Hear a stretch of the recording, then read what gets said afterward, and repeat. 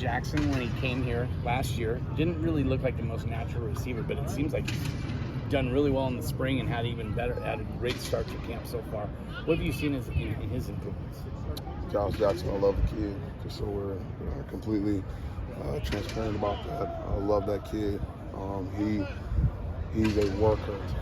He is a fighter. He's a tough son of a gun.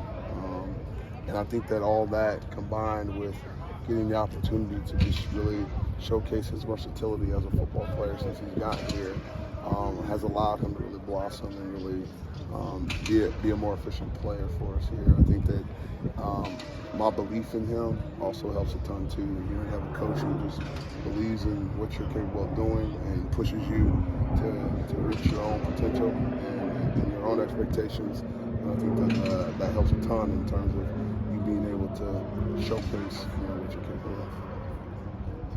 Coach, it looks like the receivers or the running backs and the quarterbacks are all kind of getting even reps, and obviously there's competition and those things.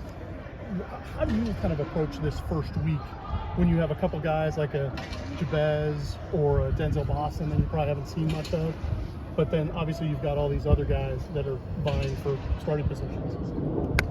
Throw them in the fire, okay? All right, see what they can do. At the end of the day, I'm not a believer, and I've never been a believer of making them just sit back and just watch, and then that's how they're going to learn.